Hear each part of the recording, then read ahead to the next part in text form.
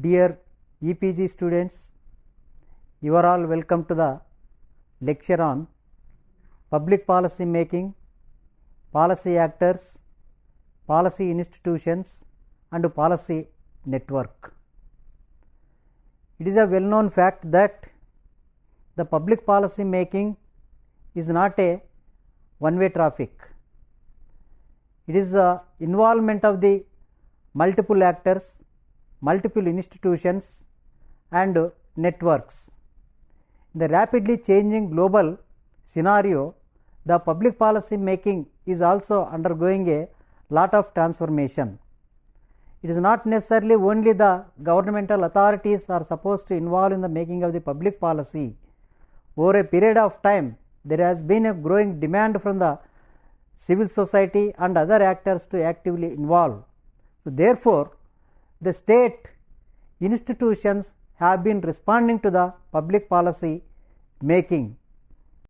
Politics and policy making is predominantly a matter of persuasion, decide, choice, legislate as they will. Policy makers must carry people with them if their determinations are to have the full force of policy. Not only is the practice of public policy making largely a matter of persuasion, so too is the discipline of studying policy making aptly describes as itself being a persuasion.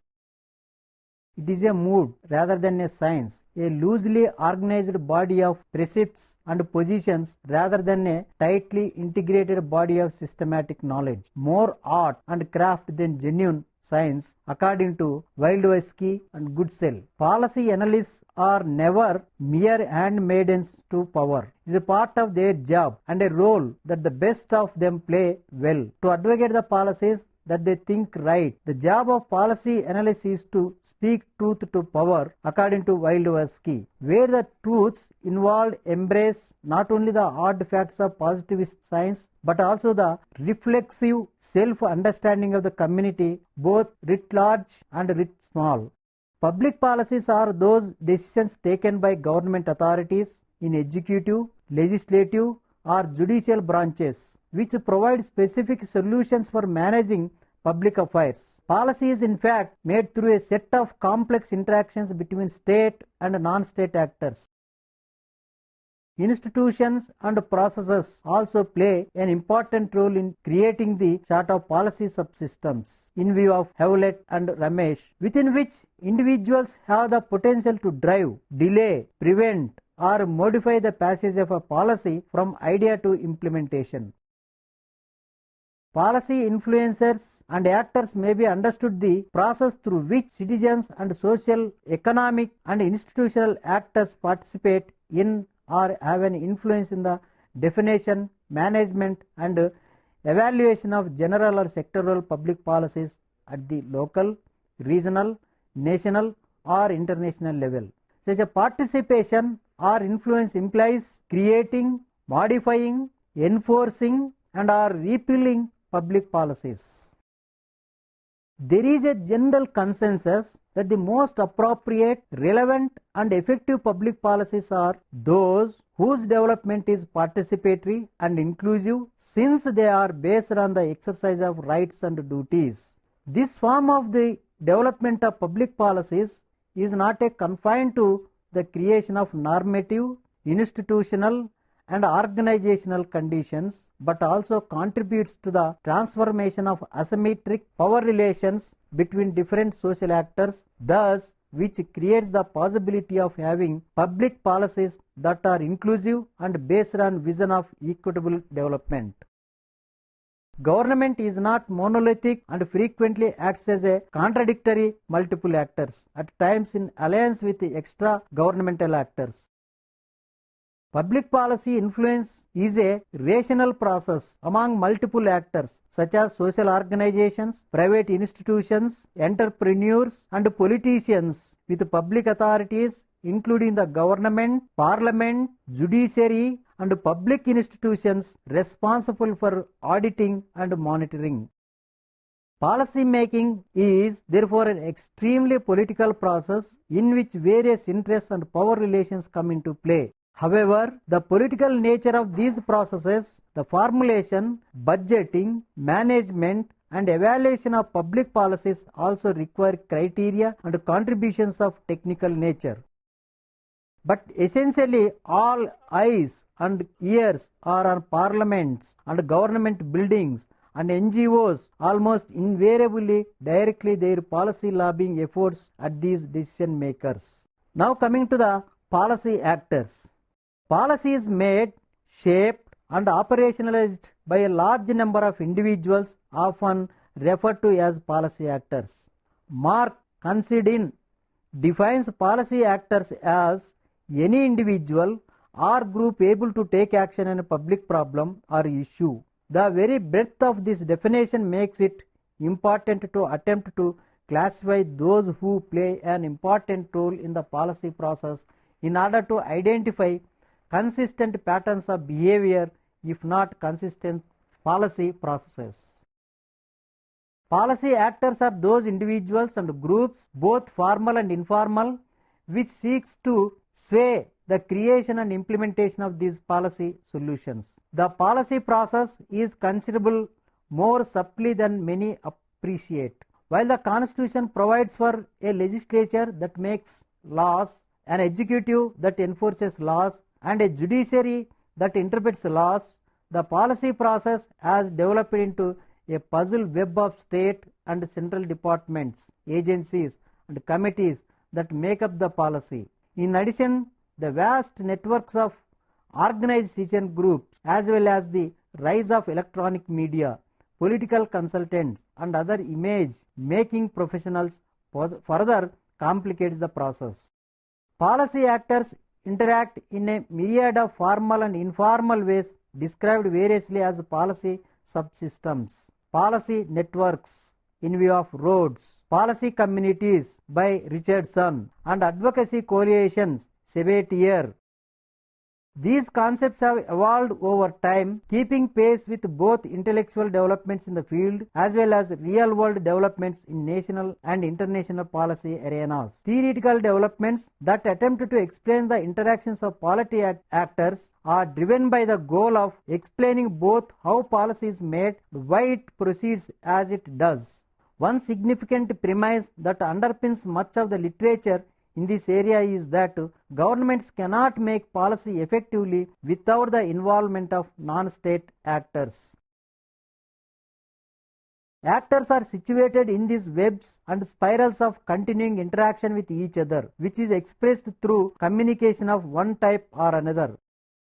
According to Morrissey, policy actors are determined protagonists who intervene to draw attention to, define, redefine, transform, articulate, fragment, and aggregate the terms of the problem in question through the 1,000 possible eventualities and unforeseen circumstances, desired or undesired, which mark the development of policies and mean that its latter implementation is always open to possible formulation.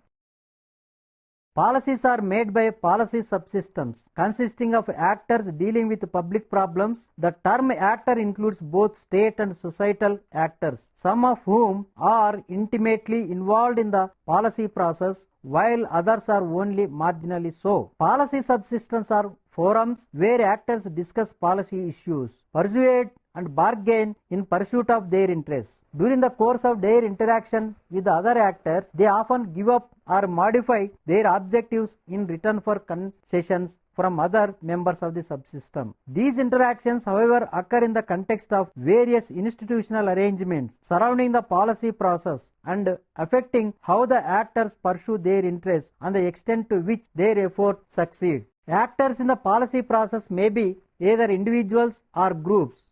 The actors involved in a particular policy arena can be referred to collectively as a policy subsystem. The policy actors come both from machinery of the state and from the society at large. For the sake of overview, policy actors may be divided into the subsequent four categories: elected officials, interest groups, research organizations, and the mass media. The first two reside within the state, the latter three in the society. Collectively, they form the principal basics from which members of specific policy subsystems are drawn. The institutions can be defined narrowly as the structures and organization of the state, society, and the international system. Institutions shape actors' behavior by conditioning the latter's perception of their interests and affecting the probability of their realization by constraining some choices and facilitating the others. Even more significantly, some institutional arrangements are believed to be more conducive to effective policy making and implementation than the others. While not monolithic, omnipresent, or immutable, institutions cannot be avoided, modified, or replaced without considerable effort. Government has political legitimacy, control over decision-making mechanisms, and resources necessary to carry out or to contract public action, as well as control over the apparatus to respond to protest or opposition. In the long run, all other actors must accumulate the power to mobilize the legitimacy and the resources which are normally monopolized by government. As a result, in the majority of contests and commentaries on the political process, actors mostly refer to government institutional participants, and there is a tendency, at times surprising given the policy being researched, to ignore the role of extra governmental actors. Notwithstanding the bias towards governmental actors in policy making process, it is generally established that there has been a diversification and growth in the number of actors, both institutional and extra institutional, in the last decades due to the growth of the public sector, the professionalization of government employees, the privatization of public services, and the growth of lobbies and other extra governmental organizations' active involvement. These actors link up parts of the bureaucracy and government with the private sector, donors, and actors in civil society, such as journalists, researchers, and non-governmental organizations. The role each actor plays and the relationship between actors is what establishes policy products. Public policies must be appropriately prepared and sustained, and must take into consideration the diverse interests and values in society, ensuring the participation of similar social groups, the idea behind deliberative democracy. However, the policy relationship between NGOs and government is not inevitably adversarial, but can also be viewed as a symbiotic, with administrations at times relying NGOs for technical input, for political support, and as contractors for policy implementation. Nor is the relationship between NGOs and the administration necessarily direct. NGO influence efforts can be aggregated through coalitions with other actors and can also be filtered through other political structures such as parties and unions. So the actors who participate in process of policy influence are all those institutions that are involved in the drafting, implementation, and monitoring of a public policy on a specific topic. For instance, these actors may be public authorities such as the national government, municipal council, national parliament, civil servants and technical staff of government institutions, grassroots organizations and intermediary institutions, social movements, public parties, political parties, non-profit civil society groups, private sector, religious organizations, academic or professional centers of research and expertise, mass media, NGOs and international cooperation projects, and others. The extent of an actor's involvement in a process influencing public policy may fluctuate in intensity and depth. An actor can only provide relevant information about a topic, be aware of the legal and political framework of the existing and proposed rules and plans under development. At a higher level, actors may be invited to express their views and demands regarding a public action and the proposals being drafted, to express their opinion by participating in public policy decision making, and to be co-responsible for its implementation and monitoring. Next, coming to the understanding policy networks and communities. Theoretically, the policy network is seen as a tool for actors to advance their goals in order to ensure that the policy decisions correspond as closely as possible with their own policy preferences. A policy network is a group of individuals and organizations that share similar belief systems,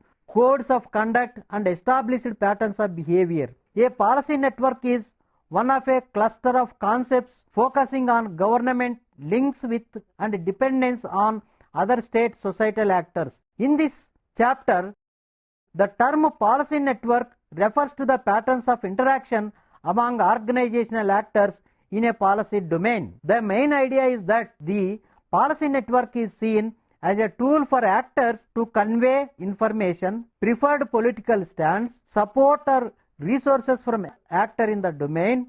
Thus, the policy network is a social structure that is needed for the policy process to work effectively. The analysis of policy networks attempts to explain the development of policy through the examination of networks of policy actors located across the public and private spheres throughout different levels of government and along the spectrum of policy roles and occupations. Whereas public choice theory starts from the assumption that rational individuals constitute the most meaningful unit of analysis, and authoritative choice models take a stricter, more hierarchical view of decision making.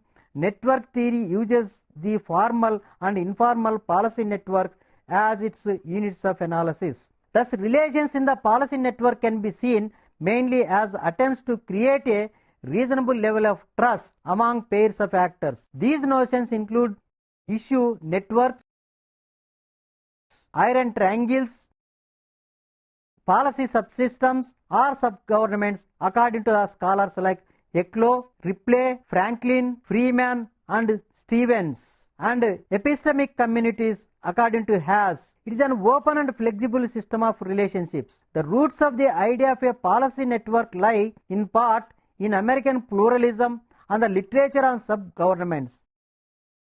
For example, Ripley and Franklin define public subgovernments are clusters of individuals that effectively make most of the routine decisions in a given substantive area of policy. They are composed of members of the House and are Senate members of congressional staffs, a few bureaucrats, and representatives of private groups and organizations interested in the policy area. There is much debate about the distinction between policy networks and epistemic policy communities in the political science literature.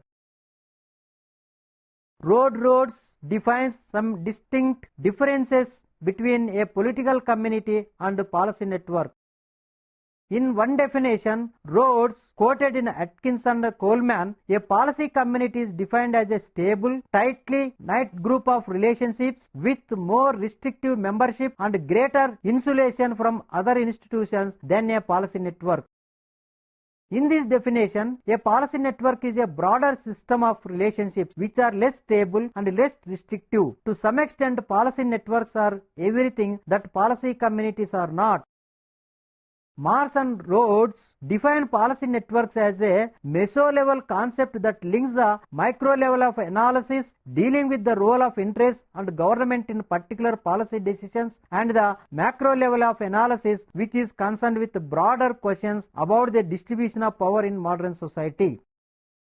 Networks can vary along a continuum according to the closeness of the relationships in them.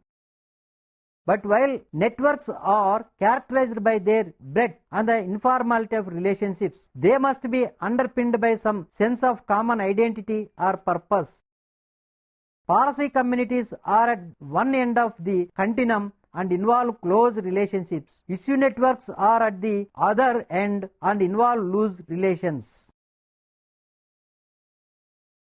The proliferation of policy networks and communities and the growth in scholarly research that has theorized and documented their activities has also contributed to the notion that their very existence contributes to a particular type of reform in the public sector. Whole of government reform or a focus on joined up government represents the efforts of governments to harness and coordinate the work of policy networks. These approaches raise questions about the whether policy networks and communities function as informally coordinated systems or are orchestrated from above.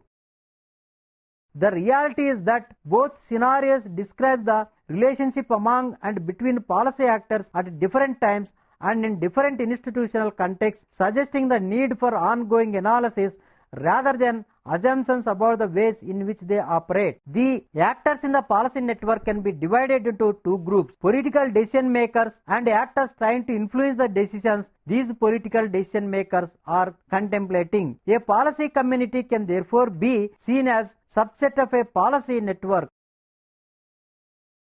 In a second definition, Atkins and Coleman, policy communities are broader, a group of actors who share an interest in the same policy area and succeed in influencing policy over time. In this definition, a policy network refers to the system of relationships that links the community together. So a policy or epistemic community is a more tightly knit group of elite experts who have access to certain information and knowledge which excludes those who do not have such access. Impact of institutional design on policy actors. Madison elaborates on relative importance of formal and informal relationships between policy actors will to a significant extent be determined by the institutional structures that exist to either facilitate or inhibit such communication.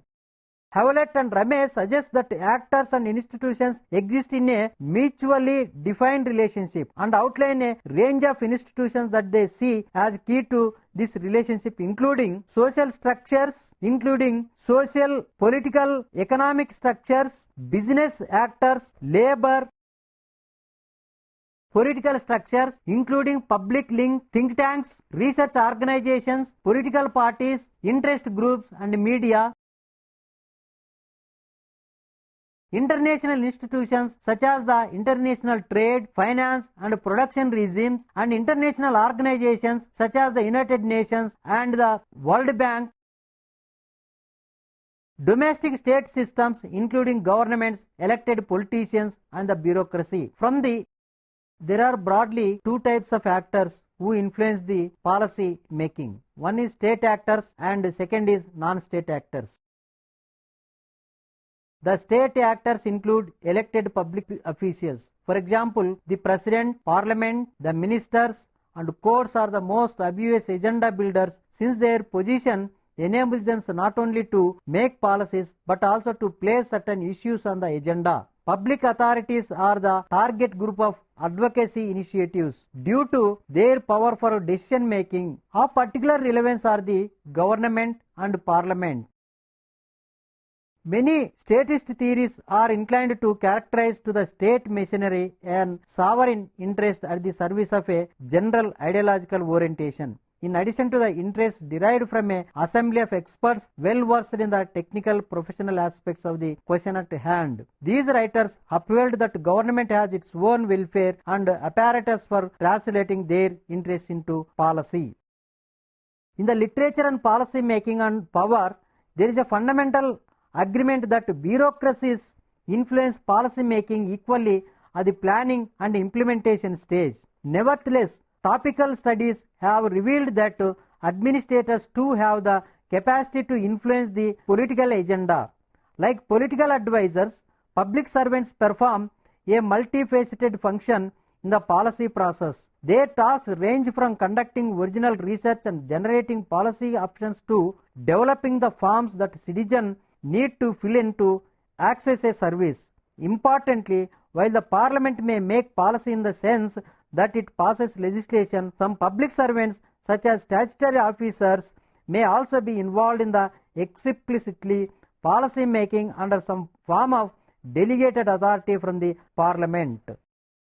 Now coming to the extra-governmental actors. The extra-governmental actors are the entities and individuals not directly connected with the state and who function with independent in respect to government agencies. The line between government and extra-governmental, between inside and outside, is difficult to draw, and a number of factors serve to blur the distinction between the two.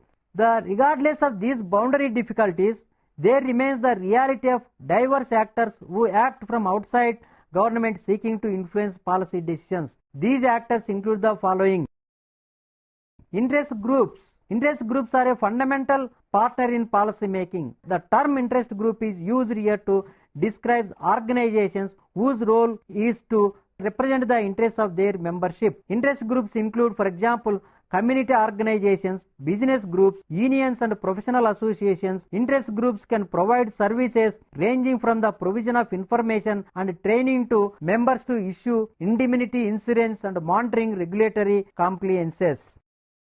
The lobbyists, the professional lobbyist is the another non-state actor who work on behalf of clients or the extra governmental actors par excellence. Many work as a private business and seek to pursue the specific economic interests of their clients, while others use non-profit organizational framework either to pursue economic interests or to pressurize for public goods. The third one is political parties. Political parties are distinct from other citizen organizations. Instead of attempting to manipulate existing policy makers, parties try to get their own members elected to policy making positions. And the fourth one is NGOs. NGOs are concerned with social economic policy and policy analysis, albeit usually indirectly. At each step in the social process, social workers and their professional organizations may be involved in assembling information relevant to these policy process and in attempting to influence the course of events. The fifth one is powerful individuals, experts and opinion makers. In many societies, these are powerful individuals who have accumulated economic power or social status that they can parlay into influence over policy decision, often working behind the scenes. The sixth one is potential actors. In addition to actors identifiable as organizations, individuals, there also exist conceptual actors who exercise influence through their potential participation.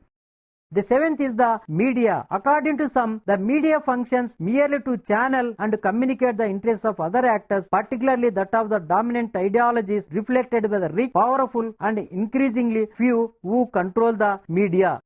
Let us summarize our discussion on public policy making, policy actors, policy institutions and policy network, that the multiple institutions, which includes the legislature, the executive and the judiciary as part of the constitution, responding to the emerging needs from the society and the market. Now, there are multiple actors in terms of articulating the interests of the public, interests of the citizens, interests of the community and interests of the rich people, the business community, the trading community and the industrial community regarding the various aspects. Therefore, it is the fundamental responsibility of the state institutions to respond to the growing needs of the people and the market and respond and make the appropriate relevant policies which will enrich and make a change in the lives of the people.